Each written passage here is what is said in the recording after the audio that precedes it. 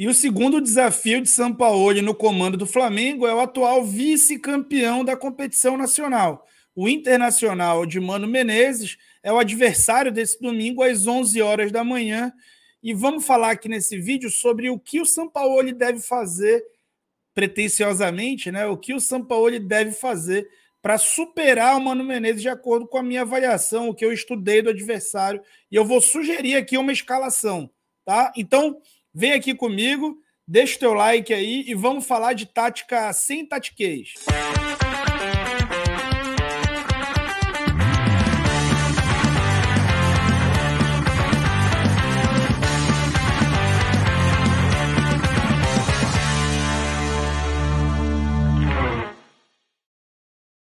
Para esse vídeo eu não tenho jabá, mas eu posso pedir a tua participação no meu clube de membros e te oferecer em troca um serviço. Isso mesmo.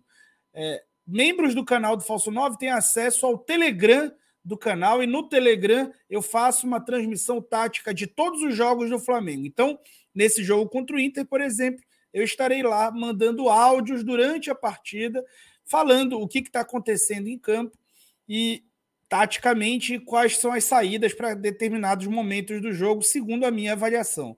Então, você pode se tornar membro do canal a partir de R$5 por mês e ter acesso a esse benefício. Te indico fazer isso. De quebra, você vai fomentar o meu trabalho, ajudar a fomentar meu trabalho independente. Tem outros valores lá também, mas os benefícios são todos os mesmos. Depende do quanto você quer ou não, ou pode contribuir a mais com o meu trabalho. Queria pedir que se inscrevesse no canal, isso é de graça, e deixar o like também é de graça. Assim a gente aumenta e não conversa só entre nós. É importante aumentar os horizontes para trazer informação tática e informação factual ali sobre as partidas, né? Então vamos lá falar sobre esse Inter, falar o que esse Inter tem de bom e de ruim, né? Qual que é o grande ponto fraco desse time, tá? Então o Inter ele foi vice-campeão brasileiro, quarto colocado em número de passes do Campeonato Brasileiro de 2022, um trabalho, sim, que tinha bastante passe, apesar de não ter tanta posse de bola, o time que passava muito rápido a bola quando tinha a posse, e é o time que mais tem, que são corridas progressivas. É basicamente o jogador correndo em direção ao gol ou à linha de fundo adversária. Tá? São corridas a partir de 15 metros, na direção do gol no campo de ataque, ou corridas de 30 metros se iniciados no campo de defesa. Basicamente um time que corre muito com a bola. Escola gaúcha, né? O cara que mais corre com a bola é o Wanderson, um ponta. Né? Isso é um estilo bem claro da escola gaúcha. Foi o terceiro time que mais produziu chances ali claras, a ponto de ter o terceiro melhor XG, que são os gols esperados do Campeonato Brasileiro de 2022. Esse ano foi eliminado do Gaúcho para o Caxias, né? Absolutamente inesperado pelo Mano Menezes, que está aí na foto. E a sequência do Inter foi uma derrota para o Caxias, um empate em seguida, uma vitória, depois um empate e o último jogo foi uma vitória pela Libertadores na Bacia das Almas, ali com um gol nos acréscimos, né? Dentro de casa. O Inter se complicaria caso empatasse. Bom, olhando o Inter em campo, construindo, muitas vezes você vai imaginar uma saída de 3 com o René. E isso não é uma mentira. O René baixando, o René é um lateral, baixando na saída de 3 ao lado do Mercado e do Vitão, que são os zagueiros. Isso não é uma mentira, tá? O René realmente faz essa saída de bola junto com os zagueiros. Mas essa também não é uma verdade completa.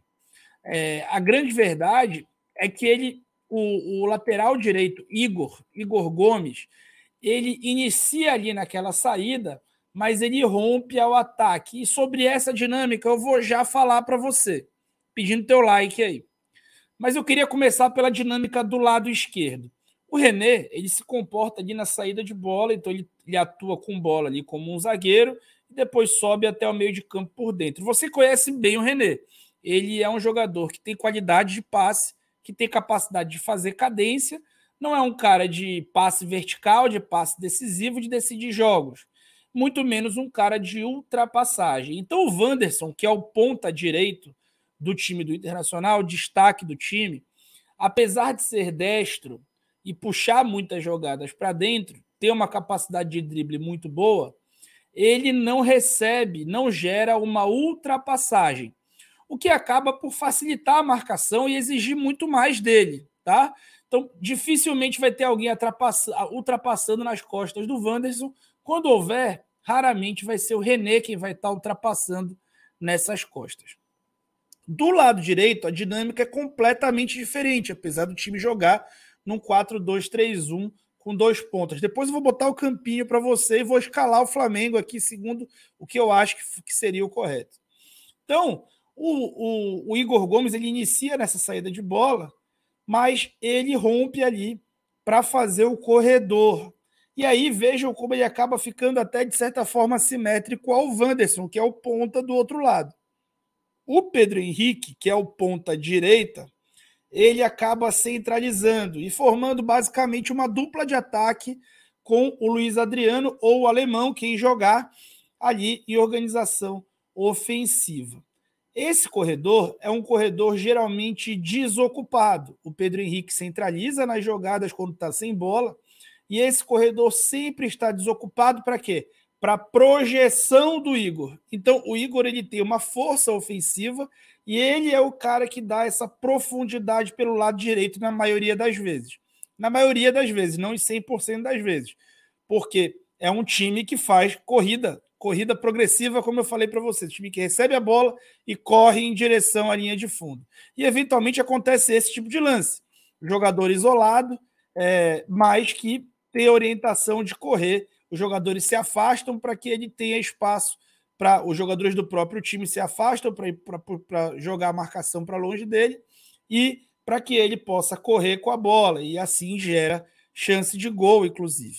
Tá? Isso também acontece. E é um ponta direito destro, gera ali, vira um segundo atacante e tem ultrapassagem do lateral. Porém, o ponta esquerdo destro não tem isso, apesar de gerar esse arrasto, de puxar a bola para dentro para receber a ultrapassagem, mas não tem essa ultrapassagem, que a característica do René não é essa. E aí o que acontece, gente? O Pedro Henrique, como eu mostrei para vocês, ele é o ponta direito e ele vira um segundo atacante. Ele termina as jogadas de uma forma muito avançada e o seu lateral geralmente ultrapassa. E o que acontece? Muitas vezes a gente vai ver um espaço grande nas costas do Pedro Henrique e às vezes nas próprias costas do Igor Gomes, como nesse exemplo aqui de superioridade numérica durante a última partida da Libertadores. O Fortaleza foi um time que explorou muito isso na primeira rodada do Campeonato Brasileiro e teve ali 50% dos seus ataques por esse corredor, tá? E durante esses ataques, o Fortaleza conseguiu gerar um ganho territorial grande em cima do adversário. Com relação ao CSA, nem se fala também, só que foi 70% dos ataques do CSA foram por aquele lado. Então, é realmente o lado onde o Flamengo precisa explorar. Mas, para explorar esse lado, precisa tomar cuidado com um jogador. O jogador que o Flamengo precisa cuidar é o Wanderson. O Wanderson, no campeonato gaúcho, foi o primeiro em drible 1 contra 1, o cara que mais driblou na competição. Em cruzamentos, foi o segundo cara que mais cruzou, lembrando que ele não tem esse apoio do lateral. Em passes decisivos, ele foi o terceiro com o maior número de passes decisivos, aquele passe para finalização. E foi o segundo cara que mais tocou na bola dentro da área. O Wanderson é um cara extremamente perigoso e é a grande arma desse ataque do Internacional. Vamos colocar no campinho como o Inter joga. O Inter joga num 4-2-3-1, aonde geralmente o seu ponta direito fecha no ataque e fica um espaço aqui para a projeção do lateral direito. Pelo lado esquerdo, o ponta esquerdo faz essa amplitude e do lado direito essa amplitude não existe e precisa fazer ali, esse espaço é atacado, gera espaço para atacar o espaço do Igor, às vezes do Johnny. Então, quando a bola chega nesse setor, o ponta esquerdo entra na área e o time fica bastante concentrado ali, é um time que trabalha bastante apoiado, né?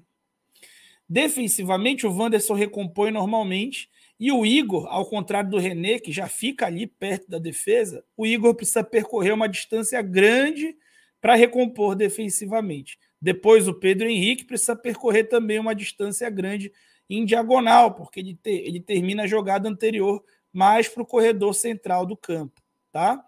E aí o Inter se recupera em 2 linhas de 4. Então, é um time que dá a missão ao Flamengo de quais são as missões do Flamengo, os objetivos. Anular o Wanderson. 2, atacar as costas do Igor. Então, aqui eu coloquei a escalação do último jogo. E eu pensaria o seguinte: essa que eu circulei aí é a zona de influência do Wanderson. Então, principal zona de influência. Então, Fabrício Bruno, como jogou, praticamente como um lateral direito ali, zagueiro pela direita. Vidal ali, um volante pela direita, um médio pela direita, volante só tinha um, só o Thiago Maia. E Marinho como um ponta / ala direito. Essa é a zona de influência do Wanderson.